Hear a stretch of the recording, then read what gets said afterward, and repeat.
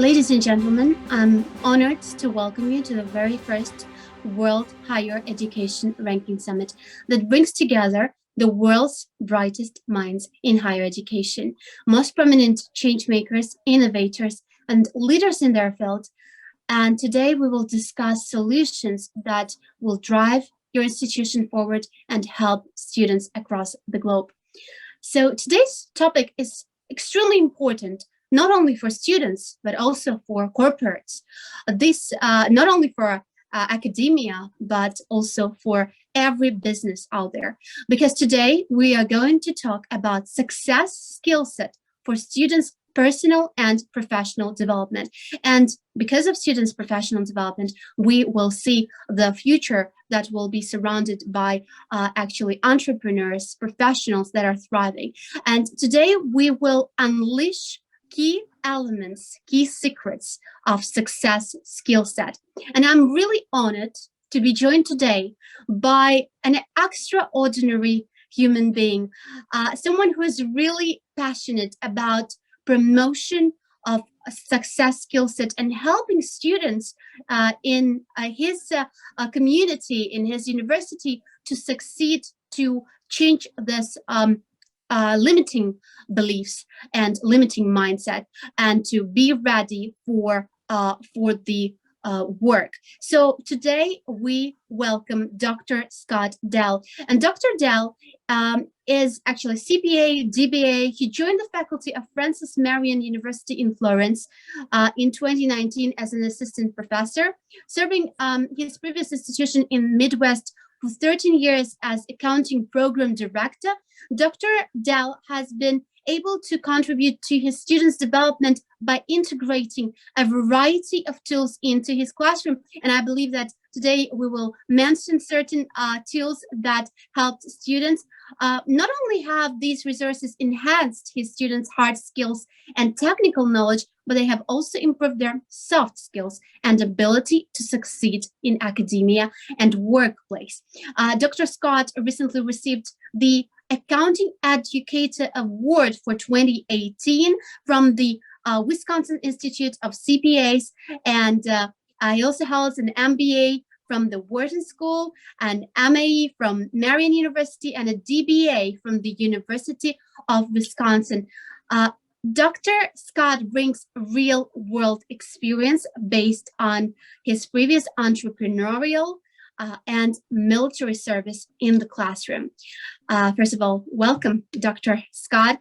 And my first question is, as we are going to talk about success, what is success? Great question, Angelica. Excited to be here, and thank you for having me join. So what is success? Success is in the eyes of the beholder. It's individual. But when we start talking things like career success and professional success, as well as personal success, there are a variety of things that can be used to measure that and help others appreciate that. And if we are talking about success for students, success for graduates, how would you measure that? How would you describe that? I'll tell you, student success comes in many flavors. And yes, there's the academic side, and yes, the coursework and the grade point average to go with that. But there's also the life skills that students really need to absorb, develop, and appreciate. There's a lot to be said for the liberal arts education. It's been getting a bad rap as of late. A lot of people saying, I can be like six figures, $100,000 plus US as a welder, and you can. But long term, the average career changes that an individual goes through is at least 5 to 7. And I think that's even accelerated more. Not job changes, career changes. And I'm living proof of that as well. I've been through many career changes, multiples, although I do maintain my CPA, but don't ask me a tax question, I'll call my accountant. So taxes are not my thing. But as being able to succeed in life, in being able to pursue opportunities, to have what I'll call the critical thinking skills and the analytical skills to make decisions. Because once you get there, you're achieving certain levels and then the next level. But as you grow and as you succeed, hopefully you're going to surpass the previous levels you attained. And as you gain wisdom, and I won't say just age, but wisdom overall, There are going to be all kinds of directions and all kinds of opportunities that one can take advantage of if they have those skill sets available to them that will help push them there. I mean, preparation, they say, overnight success takes 20 years of preparation. So That's absolutely true. And you know that unemployment rate has doubled since the pandemic, and the numbers are really horrifying in 2022 for recent graduates. And what do you think is the maybe one, maybe few um, tips to for students, for recent graduates, to actually break this glass ceiling while they are trying to find a job, trying to accomplish their mission, trying to find purpose after graduation, and nothing happens. And it's very, as I know, many recent graduates, they suffer from severe depression. They do not know how to use the knowledge that they've gained in academia in real world. What would be your advice here? I hate to stereotype any group, any generation, any other categorization, but I will say, and I can speak more for the US, although I've traveled internationally a bunch and have talked to a number of institutions in multiple countries, but the students that are getting awards for everything, third place, fourth place, fifth place, sixth place, here's a trophy. That's not life. And you mentioned depression, and that is a serious problem. There is even military veterans that leave the service are often depressed because they have certain skill sets, but they're not able to easily adapt them or realize they really can adapt them into a work environment. You mentioned unemployment rate doubling, and yeah, it was a direct result of COVID, but COVID actually brought out some positives as opposed, I'll tell you, unemployment is way down, under 4% now in the States. But the skill set that needs to be matched to the job candidates isn't there. And that's one of the challenges is basically in college, you need to learn to learn. You learn how to learn, and then you can adapt. Now, if you've got a cheese business, yes, you can be taught the cheese business by the corporation that's in the cheese business. But being able to think critically, being able to change, adapt, and these success skills, and there's a term they call soft skills, which I really don't like because it's really success skills and nothing soft or easy about them. They're pretty hard to attain somewhat. So, and there's a bunch of cues that I'll talk about in a little while, but having those intelligence and capability and the ability to interact in teams and groups and have the ability to think things through and analyze.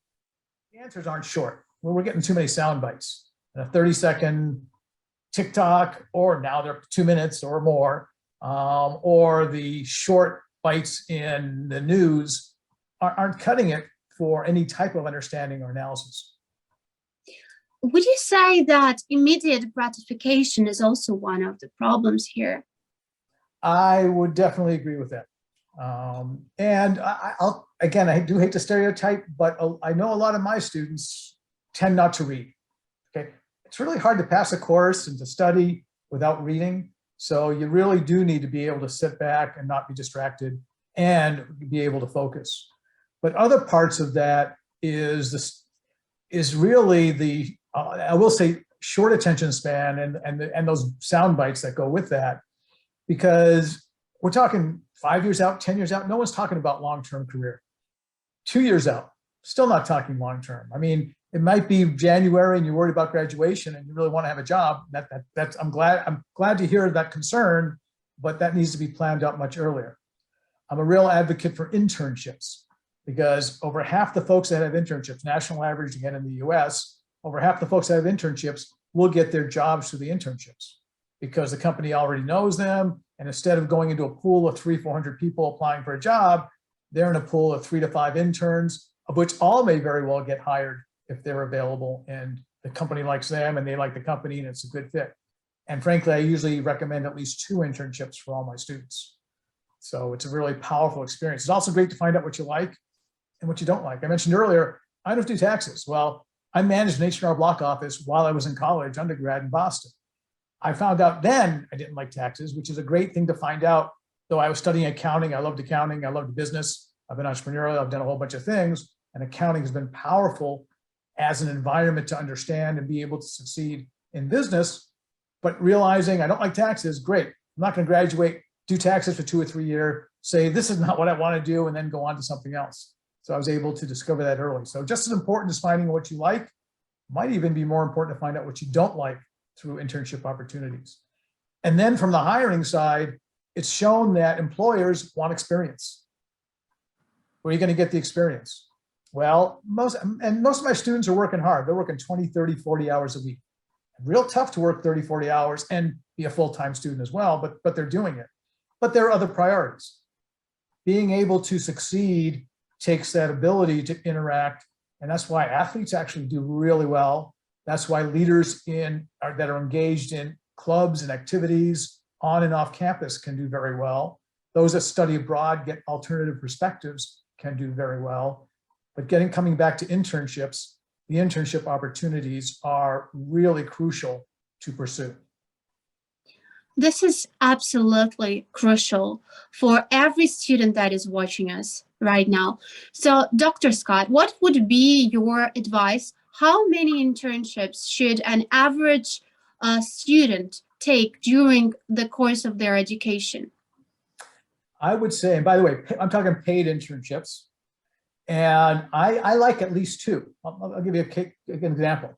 One of my students, okay, accounting student, perfect internship experience, got in there, was doing receivables, payables, working right under the controller, and said, you know what, I loved what I was doing. They offered me a job. I said, great, you gonna take it? He said, no. He said, okay, tell me more.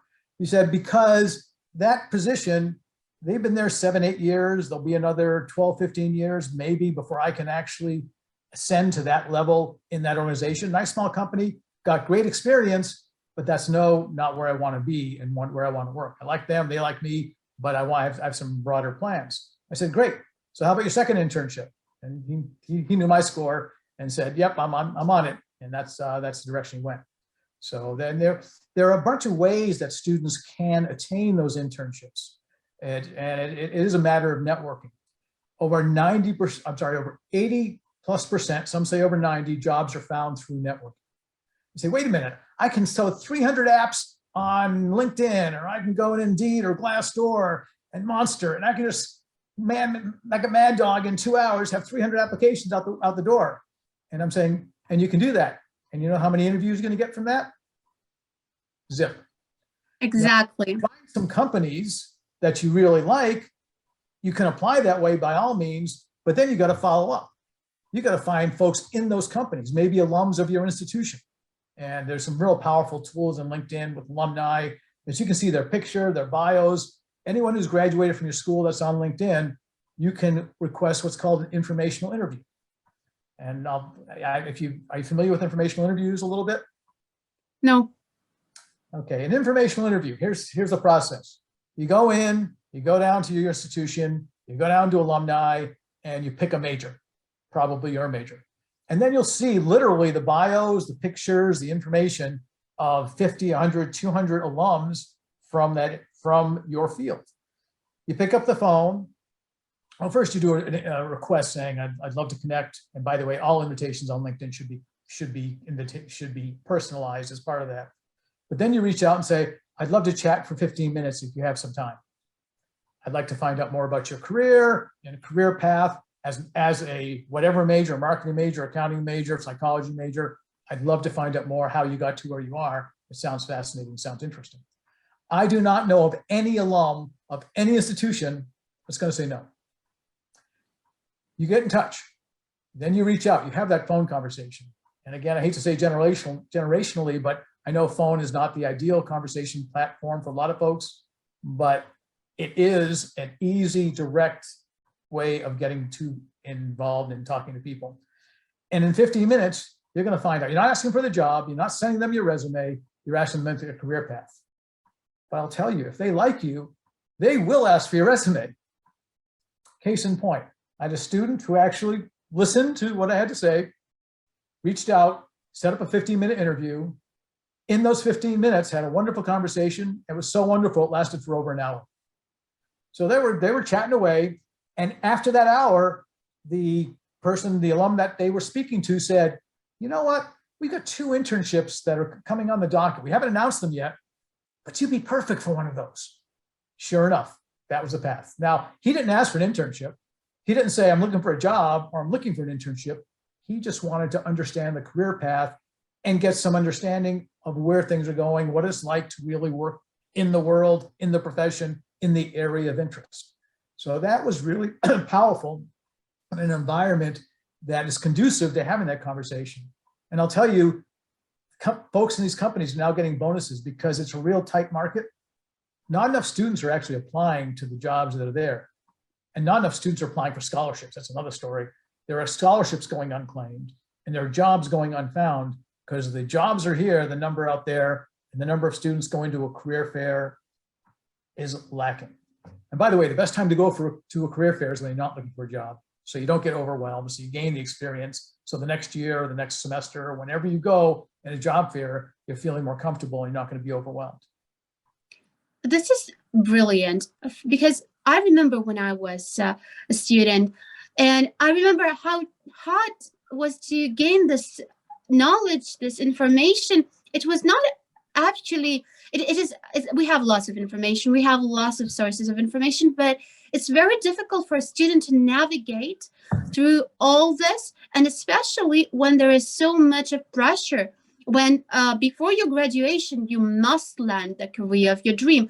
And this is not the case. As you just mentioned, to understand the career of your dream, to understand yourself, you have to open as many doors as possible and to understand and to try and to experience it and understand what doesn't work. And this is an extraordinary experience. Unfortunately, within my class of graduation, there were so many students that actually felt overwhelmed. They were suffering from mental issues, depression, because it came from these overwhelming feeling that they have to get everything figured out by graduation date. And my question actually to you, Dr. Scott, as you've just mentioned, the importance of networking, the importance of listening, the importance of building relationships within the community outside your university, within the community of people that can help a student, a recent graduate, navigate through this really not easy journey, even through giving the advice or information. And information is super important. And I believe that when we have fear, it's just because we do have lack of information. And my question here is, how would you advise for people who have never built and I wouldn't say built relationships within the community, but are not prepared for networking, are very shy? How can they develop those skills that are so essential for success? I actually don't hate the Nike adage or the Nike slogan of "just do it," but let's make a plan. First of all, and by the way, I appreciate you sharing your experience, and you had a very good summary there of talking the path and some of your classmate experiences. The challenge is actually, you're right, getting out there, networking, but where do you start? Well, every semester, get to know one faculty member, stop by their office, talk to them, practice that communication skill, practice the art of the introduction and getting to know somebody, because guess who has. So as you were inquiring about what the introvert can do to become more engaged, to get more involved, and the real power is getting to know the folks around you. Networking is crucial. But I will say, even when I was in college, I was somewhat introverted as well. Now, there are plenty of extroverts that are confident. They'll go talk to people, strangers, in elevators or wherever else they're walking and talking. Right now, my students before class, I've got a class of maybe 20, 22 students. 20 of them will be on their phones before class, and 2 others will be on their laptops. Not interacting, not communicating. I don't even call texting that kind of communication. So to be an effective communicator, you've got to talk. You have to somewhat expose yourself in a positive way and have a dialogue. And the formula, 2 ears, 1 mouth, yeah, you probably should be listening twice as much as talking, and really listening and appreciating. So a couple of tips to get more involved, extroverted, and engaged. First of all, every semester, get to know at least one of your professors. Stop by, chat. These are the guys that know the jobs. I've got 2 internships right now there for the asking. Who gets first dibs? The executives in my club. I've got an accounting finance club that I'm an advisor for, and they hear about it first. I'm not showing preference. I'm just saying, oh, by the way, I'm just talking to this top 100 CPA firm and they're looking for an intern this summer. And that happened to come up in conversation. Within 48 hours, I'm doing an email, a blast email to the department saying, by the way, these internships are available in accounting, management, finance, wherever it might be. So those are things that are communicated, but I also am in touch with my students that talk to me. They're gonna hear about, say, by the way, there's this leadership program coming up this summer. You might find it worthwhile because you're a leader. Employers love experience, as we said before, but they also love leadership experiences. They love to see engaged people. Now, the challenge these days, I mentioned the 30 plus 40-hour work weeks that some of our students have. 1 in 4 have kids. 1 in 6 or 1 in 7 have learning challenges or other emotional challenges. So we've got some challenging times. So how do you bust out of that? Engage. Get involved in activities. If I have 2 piles of resumes and one has, I was active in this club organization, I was a vice president, I was a secretary, treasurer, or president, and this other candidate, none of the above. Who do you think is going to get the interview? And then if so happens that other person makes it to the interview, who do you think is going to get the offer? Well, the person that's more engaged, has more skills, they practice, has more thought process along those lines, that has been involved. That's what makes actually team sports real powerful, other activities, student government, as well as any extracurricular activities you can get involved with.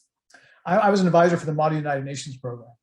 One of my students was in a half-hour interview, talked an hour and a quarter on Model United Nations. Nothing about the job, nothing about the skills. They got the resume, they see what you've done.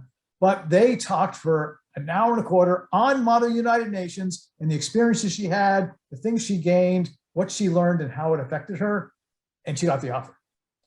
Didn't talk about her GPA, didn't talk about her grade in financial accounting class, didn't talk about any of the other liberal arts program as for the math skills or Tableau or Power BI or Excel.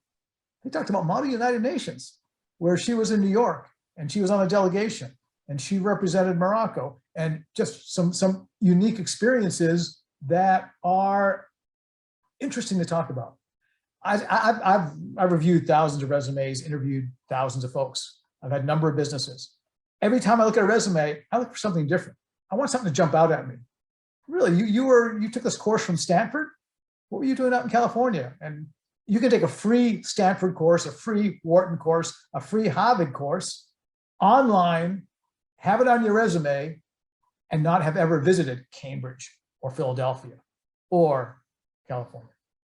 So those are the kind of things you can do to enhance your skill set and your receptivity, but you have to take the initiative. Because if you don't take the initiative, you're kind of sliding by. No employer wants someone sliding by. They want to support their employees, but they can only support if you have an idea of what you want to get done.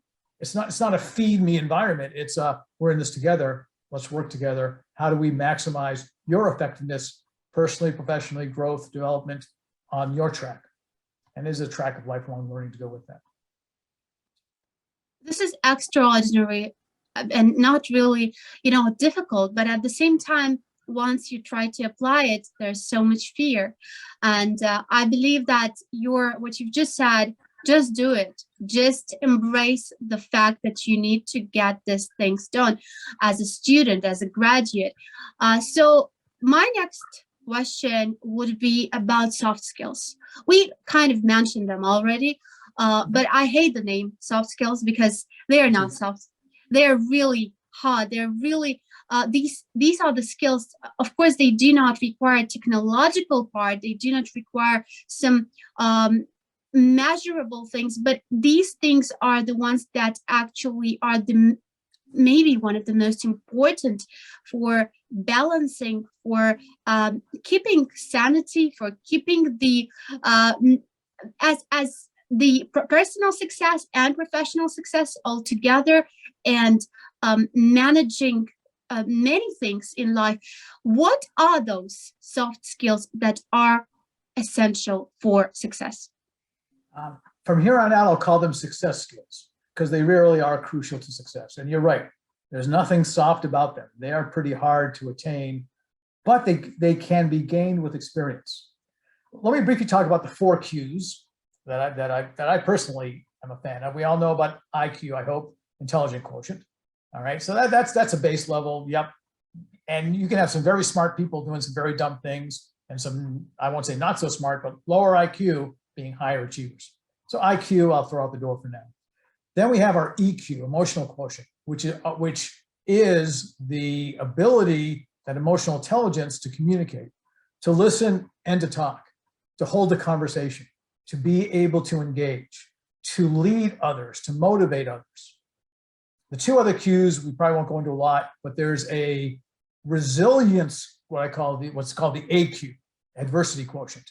When you get kicked down, which you will, when you trip and fall, which you will, how fast do you get back up? When you go to an interview and you blow it, okay, which will happen. It happens to us all. And there are ways around that. You can actually follow up and somewhat accommodate that and kind of reverse that sometimes, not always, depending on your EQ. But you're able to go in and say, okay, I screwed up. I'll do better next time. But the trick is, you're gonna have to screw up a few times. I believe there's no such thing as failure. I call those learning experiences. So I didn't fail. I learned from that.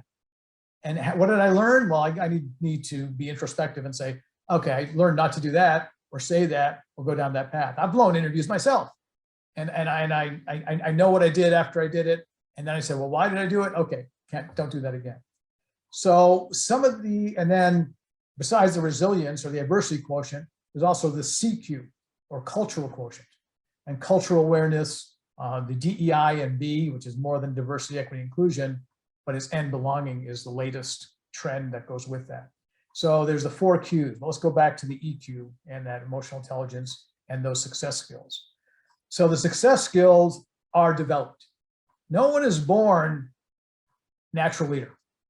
Okay, I won't say nobody, never say never. Very few are born as natural leaders.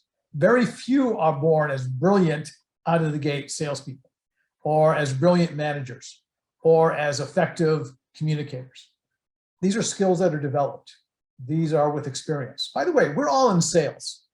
Say, Scott, you're a CPA, you're an accountant. Well, I've sold cars, I've sold vacuum cleaners door to door.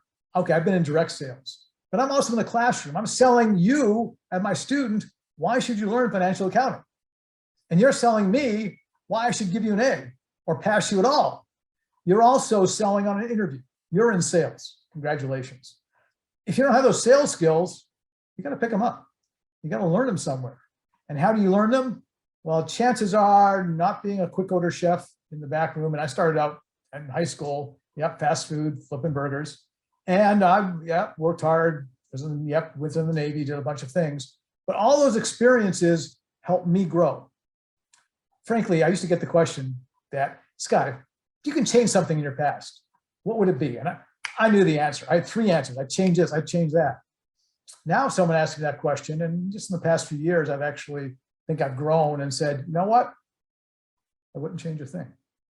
What do you mean? What do you mean you wouldn't change a thing? Didn't you just screw up? Of course I screwed up. But again, those aren't failures. Those are learning experiences. And frankly, I wouldn't be talking to you right now, very likely, if I had pursued a different path based on changing some of those experiences, getting these positions that I got into. And I've only been in higher ed full-time as an educator 15 years. As you mentioned, I just got my doctorate 3 years ago. The path I've taken, I'm real happy with. I'm able to help my family, my colleagues, my students, and started 2 businesses during COVID, wrote a book during COVID. These are things that, based on experience, had I not had those experiences, I probably wouldn't be here right now. And you too, at any level, you're going to say, how do I engage, interact? So I'm going to talk to a prof, 1 per semester. I'm going to reach out to the parents of a friend of mine, because they're in the business that I think I might want to get into. Or I'm going to network through these informational interviews. I'm going to communicate, and I'm going to practice. Because the more you practice, then you will be able to present. I mean, right now, during COVID, I've been crazy. I've had a podcast. I've engaged in a number of interviews, and I feel a lot more comfortable doing it than when I first started. I have a friend in Japan. He's from Canada, actually. And what's he doing? He's doing a 30-day push. Every day he's doing a video recording of a topic area, right guy, sharp as nails, and able to practice that out. And you can see it evolve and see him blossom as, here, I'm talking and I'm nervous and all the filler words. And then it's a growth. And if we want to grow personally, professionally, you need to do it. I'll give you one other tip that I'm a big fan of, a group called Toastmasters at toastmasters.org. If you want to learn public speaking, which people fear death less than they fear public speaking, get up in a crowd of 50 or 100 people. Let's talk to somebody. I would fear it more than death in my younger days. But this is an environment very supportive that you actually prepare, you speak, you learn. It also helps with leadership skills. It helps develop those success skills, the communication ability. I was talking to a number 2 guy at a major manufacturer in the last town that I lived in, and chief operating officer. And I was talking about Toastmasters, because we started a Toastmaster chapter at my school. It was 1/3 students, 2/3 community, again, help with the networking. And I said, was trying to start a Toastmaster chapter, and actually I was looking for money. Okay, so I was in sales mode. I was trying to get some funding, some sponsorship. And we got to talking about Toastmasters. He says, I love Toastmasters. Really, what do you like about Toastmasters? He says, I can always tell a person who's been in Toastmasters when they interview. I said, that's pretty amazing. How do you do that? He says, well, as they talk, they can think on their feet. They have things to say, they communicate well, and they put it on their resume. I said, wait a minute, that's cheating. But he's saying, realistically, even if it wasn't on the resume, you can tell that they have a better methodology in communicating, much more effective. There's someone I could talk to. Because when you first go into your first couple of interviews, you might just blow just out of nervousness. But the more interviews you have, you start saying, okay, I'm getting practice on this. I'm getting those questions. I'm developing that rapport, the dialogue. And by the way, an interview is a 2-way street. It's not the interviewing, asking questions, and you just answering them. It's they're evaluating you, but you're evaluating them. And that's why there's got to be a dialogue. Dr. Scott, I think this is extremely important, not only for students, but also for universities, for members of faculties, for professors, because actually the whole notion of failure is wrong. And as you've mentioned, what we see as a failure is actually a great learning experience. And we continue, yes.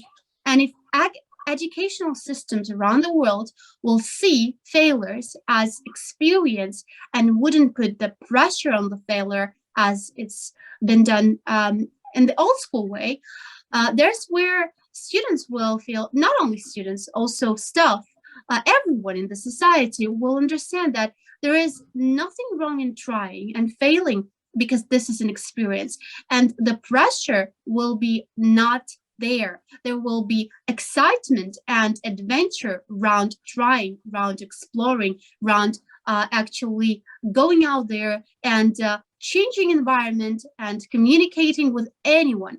So this is extremely important, and what you do in your classroom is extraordinary, because you actually bring this new approach, new methodology to your institution, whereas your students are very lucky because they are actually changing their limiting mindset, and they have this new mindset, whereas there's nothing, I mean, yes, it's a cliche word, but impossible is nothing, but it's up to them. And there's no pressure. And once we actually take off the pressure, that's where we, as students, graduates, staff, whoever we are, that's where we succeed. And I really love this, because this notion of collaboration, not competition, actually helps, because who do we compete with? This is the question. The word in industry is actually co-opetition. Will cooperate with your competitors. Well, what do you mean? Because it's not a fixed pie. People say, yep, zero-sum game. No, the pie is expanding. I know many coaches, I know many solopreneurs, entrepreneurs, small business folks, and large businesses that are collaborating with competitors because they have a certain skill set, the competitor has a certain skill set, and they're that much more expansive when they work together on those. Now, obviously, there's going to be competition, and that's healthy, even within companies. Internally, a lot of the computer companies, they put 2 or 3 teams at it and say, okay, go create this, and they're competing, and then one will win. And by the way, there are winners and losers, but it's like, are there really losers? No, there's an experience gained if you didn't succeed. And the path is never straight. The latest figures I've been seeing, 70+% of Gen Z are going to be participating in the gig economy, meaning having their own businesses. Now, that might be while they're working for somebody else and doing some entrepreneurship, or 100% on their own entrepreneurial. But entrepreneurship is not a straight and narrow path either. It's hills, valleys, and you got to go up and down, and you take a left turn, a right turn. You got to know where you're going to get to the summit, but it's going to be a meandering path, most likely, to get there. And there'll be roadblocks, and there'll be setbacks. And back to our adversity quotient, are your resilience, how do you deal with those? Okay, I've had times when I couldn't meet payroll. I had a bank commit to me and said, yep, we got you covered. And then I was driving between my 2 offices, or 2 of my offices. They said, I'm sorry, we're not going to help you with payroll. I said, but you committed, and it wasn't in writing, but you committed. And they said, nope, can't do. And it was pretty frustrating. Now, got it covered. I was challenged and rose to the occasion, but I didn't fall off and say, okay, I'm sorry, let's close our doors, we're done. And that didn't happen, fortunately. This is the key recipe for everyone who is watching, listening us. This is such an exciting topic that I think that it's been just 2 minutes, but I think we've spoken quite a bit. I'll give a plug for LinkedIn. I'll tell you, the power of LinkedIn is amazing. And I invite anybody out there to connect on LinkedIn with Dr. Scott Dell. I mean, I'm a fan. I oversee a number of groups, and that was the book I wrote because it's such a powerful tool for my students, for fellow professionals, for colleagues. You can glean a lot of information, understanding. Because you're going to interview, wouldn't it be nice to know how long the person you're talking to has been there, what school they graduated from, what their career path has been, what schools they root for, so you don't actually make a bad joke and offend them.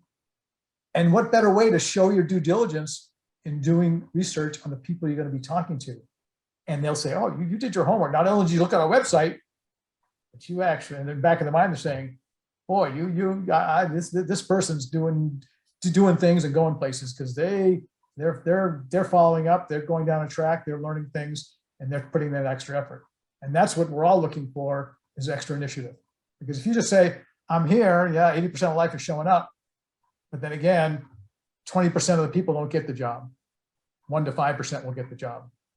So that's the challenge. You want to be in the top 1 to 5%, not just the top 20%. That is very important that you've just mentioned that. And also, please do not forget to submit your question in the chat box, because the chat box here is used to for Dr. Scott to answer any question that you might have as an academic, student, recent graduate. And do not hesitate to submit your question now, because this is a unique opportunity to get insights from Dr. Scott. And as we were speaking about LinkedIn, I'd like to mention that Uniranks is the platform that helps students actually connect to internships, review universities, and get help from fellow students that are already studying certain degrees, certain subjects, and they can actually advise, cross-collaborate, network, and find opportunities for themselves. So for today's interview, I wanted to mention that for me personally, when I was a graduate a couple of years ago, maybe not so, like 4 or 5 years ago, time flies, this topic was extremely essential, important, and I know the hunger and the pressure that students and recent graduates have. So I believe that these invaluable insights and real practical tips will help so many viewers that have been hesitant, that have lost faith in themselves and that been pressured way too much to win and succeed no matter what, no matter what. And Dr. Scott has been very kind to share the secrets behind success skill set. If I may add one more point, anybody Exactly. who's watching this has a capacity, has a capability for success, because you've lasted this long and you've experienced and you've listened. Now it's time to act and execute. So I thank the audience for lasting and still being here, because yeah, there are a lot of skills that can be picked up, but obviously you've shown you have the attention span and the ability to say, wait a minute, this is my life. And with my life, I want to make the most of it. So by all means, execute, take advantage. And thank you for having me on board. Dr. Scott, this has been a real honor and pleasure. And I know that this interview has generated so much excitement, motivation, and eagerness to act. And I believe that even I am, like really hyped about doing next project, because your motivation is really something that is contagious. Thank you so much for incredible advice, and it was a great pleasure having you today at World Higher Education Ranking Summit WERS. Thank you, Dr. Scott. Thank you. The honor is mine.